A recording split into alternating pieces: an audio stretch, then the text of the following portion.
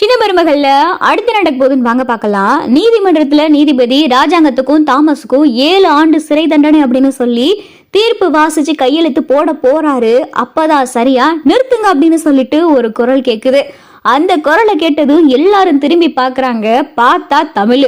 என்ன எதுக்காக இப்ப நிறுத்துங்க நீங்க கத்துனா அப்படின்னு சொல்லிட்டு ஈஸ்வரி, அப்பத்தா, மோகனா எல்லாரும் பார்க்கையில அப்பதான் ஜட்ஜு, ஏமா எதுக்கு இப்ப நிறுத்துங்கன்னு சொன்ன அப்படின்னு சொல்லிட்டு நீதிபதி கேட்கவும், ஐயா நான் கொஞ்சம் பேசலாமா அப்படின்னு சொல்லி தமிழ் சொல்லவும், வாமா எதா இருந்தாலும் இந்த கூண்டு 2 சொல்லு அப்படின்னு சொல்லிட்டு நீதிபதி சொல்லவும் தமிழும் வராங்க. ஐயா வணக்கம், என் பேரு தமிழ்ச்செல்வி. இங்க இருக்காங்களே ராஜாங்கம், அவருடைய மருமக நானு. எனக்கு பேசுறதுக்காக சில விஷயங்கள் இருக்கு, அதை உங்ககிட்ட நான் சொல்லலாமாயா அப்படின்னு சொல்லிட்டு தமிழ் சொல்லவும், தாராளமா சொல்லலாமா அப்படின்னு சொல்லிட்டு தமிழ் சொல்லவும், அப்பதான் பார்த்தா எல்லாரும் பார்த்துக்கிட்டு இருக்காங்க. ஈஸ்வரி பார்த்தா முறைச்சு பார்த்துக்கிட்டு இருக்கு. இவ என்னத்த சொல்ல போறாளா அப்படின்னு சொல்லிட்டு ஈஸ்வரி ஒரு பக்கம் பார்க்க, ஐயா நான் ஒரு MBBS படிக்கக்கூடிய ஸ்டூடெண்ட், ஃபர்ஸ்ட் இயர் படிச்சுக்கிட்டு இருக்கேன். எனக்கு கிடைச்ச சில ஆதாரங்களை வச்சு சக்தி என்னுடைய ஸ்கூல் நண்பர், நானும் அவரும் 12வது வரைய ஒரே ஸ்கூல்ல தான் படித்தோம். அவர் என்னுடைய நெருங்கிய நண்பர். அதுக்கப்புறம் நான் படிக்கக்கூடிய காலேஜில் கேண்டீன் வச்சு நடத்திக்கிட்டு இருந்தார். என் கூட படிக்கிற பொண்ணு தான் ஜெனி. தாமஸ் இருக்கார்ல, அவருடைய பொண்ணு தான் ஜெனி. அவருடைய பொண்ணும் சக்தி என்னன்னு தான் காதலிச்சாங்க. என்னுடைய ஃப்ரெண்டு ஜெனி, என்னுடைய ஸ்கூல் ஃப்ரெண்டு சக்தி, இவங்க 2 பேர்த்த பத்தி எனக்கு நல்லாவே தெரியும். போஸ்ட்மார்டம் ரிப்போர்ட்ல பாத வெடிப்பு, பித்த வெடிப்பெல்லாம் இருக்கிற மாதிரி அந்த ரிப்போர்ட்ல இருக்கு. ஆனா சக்தி அண்ணனுக்கு பித்த வெடிப்பு அப்படின்ற மாதிரி எதுவுமே கிடையாது. சக்தி அண்ணனுடைய உடம்புல எந்த தழும்புமே கிடையாது. ஆனா போஸ்ட்மார்டம் ரிப்போர்ட்ல இருக்கக்கூடிய ரிப்போர்ட்ல உடம்புல 2-3 இடங்கள்ல சில தழும்புகள்லாம் இருக்கு. எனக்கு இதன் அடிப்படையில அந்த டெட் பாடி சக்தியே கிடையாதுன்னு நான் சொல்றேன் அப்படின்னு சொல்லிட்டு தமிழ் சொல்லவும், அப்பதான் வக்கீல், ஏமா நீ பாட்டுக்கு இஷ்டத்துக்கு வந்து ஏதேதோ கதையை அள்ளி விட்டுக்கிட்டு இருக்க, இந்த கதையெல்லாம் கேட்டு நீதிபதியோடைய நேரத்தை வீணடிக்காது அப்படின்னு சொல்லிட்டு வக்கீல் சொல்லவும், ஐயா எனக்கு தெரிஞ்ச தகவலை நான் சொல்றேன். போலீஸ் ஸ்டேஷன்ல போய் சொன்னாலும் அதுக்கான அவகாசம் எனக்கு கொடுக்க மாட்டேங்கிறாங்க.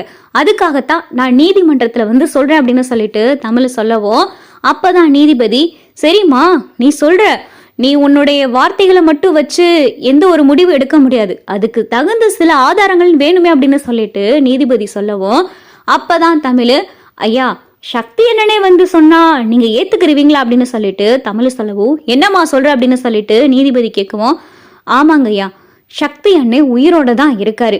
சக்தி அண்ணே அப்படின்னு சொல்லிட்டு தமிழை பார்த்தா சத்தமா சொல்லவும், சக்தி பார்த்தா கோர்ட்டுக்குள்ள வராரு. சக்தியை பார்த்ததும் தாமஸுக்கு பயங்கரமான அதிர்ச்சி, ஈஸ்வரிக்கு அதை விட அதிர்ச்சி.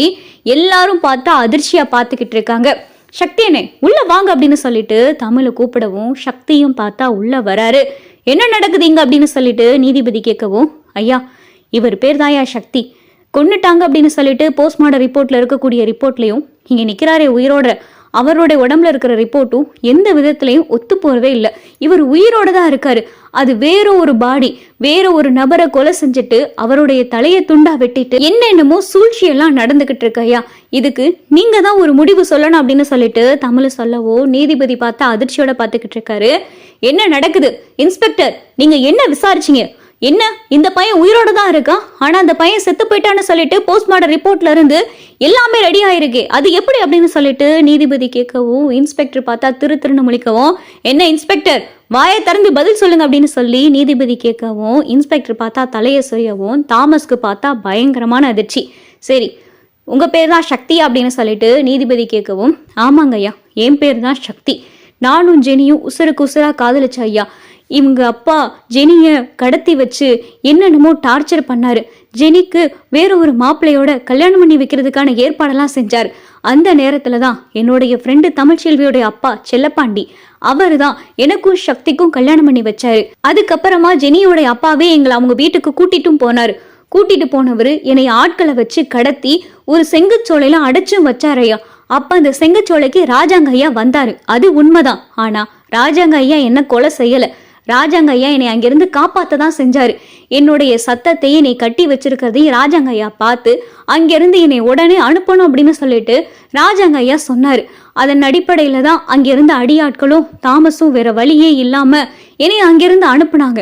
ஆனா அங்கிருந்து அனுப்புன உடனே ராஜாங்க ஐயா கிளம்புன அடுத்த நிமிஷமே என்னை அங்கிருந்து மறுபடியும் கடத்தி என்னை சித்திரவதை செஞ்சு என்னை ஒரு ரூம்ல போட்டு அடைச்சி வச்சு என்னைய ரொம்ப கொடுமை செஞ்சாங்க ஐயா. அதுக்கப்புறம் நான் அங்கிருந்து தப்பிச்சுட்டு நான் தலைமறைவா கொஞ்ச நாள் இருந்தேன் ஐயா. அதுக்கப்புறமா தான் ஏதோ ஒரு பணத்தை கொண்டாந்து போட்டு அது நான் தான் சொல்லி கேஸை திசை திருப்பி இதுல அரசியல் காரணங்களும் நிறைய இருக்கு ஐயா.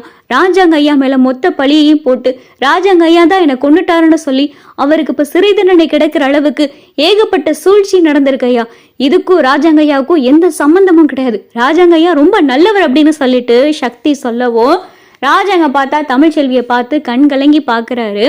ஆமா தமிழ்ச்செல்வி, இவர் எப்படி நீங்க கூட்டிட்டு வந்தீங்க அப்படின்னு சொல்லிட்டு நீதிபதி கேட்கவும், ஐயா நான் கோயில்ல சாமி கும்பிட்டுக்கிட்டு இருந்தேன்.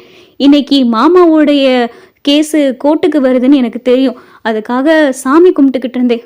அப்பதான் சக்தி அண்ணே மாறு விஷயத்துல என்னைய பார்த்து நடந்த எல்லா விவரத்தையும் சொன்னாரு. சக்தி என்னை தேடிக்கிட்டு இருக்கிறதாவும் சக்தியினுடைய உசுருக்கு ஆபத்து இருக்கிறதாவும் என்கிட்ட சொன்னாரு. சக்தி அண்ணே மாறு வேஷத்துல என்னைய பார்த்தாரு. அதுக்கப்புறம் தான் இன்னைக்கு கோர்ட்டுக்கே சக்தி அண்ணனை கூட்டிட்டு வரோம்னு நினைச்சோம். மாறு வேஷத்துலதான் சக்தி அண்ணன் இருந்தார். இப்ப கோர்ட்டுக்குள்ள வரும்போது அவருடைய வேஷத்தையே கழிச்சாரு. சக்தி அண்ணன் நிரபராதி, என்னுடைய ராஜாங்க மாமாவும் நிரபராதி. இது அத்தனைக்கும் காரணம் ஜெனியோடைய அப்பா தாமஸ், அவரு தான் அப்படின்னு சொல்லிட்டு தமிழ் சொல்லவும் இங்க பார்த்தா எல்லாரும் அதிர்ச்சியோட பாக்குறாங்க. அப்பத்தாவும் மோகனாவும் பார்த்தா கண்கலங்கி பார்த்துக்கிட்டு இருக்காங்க. ஈஸ்வரிக்கு பார்த்தா பயங்கர அதிர்ச்சியா இருக்கு.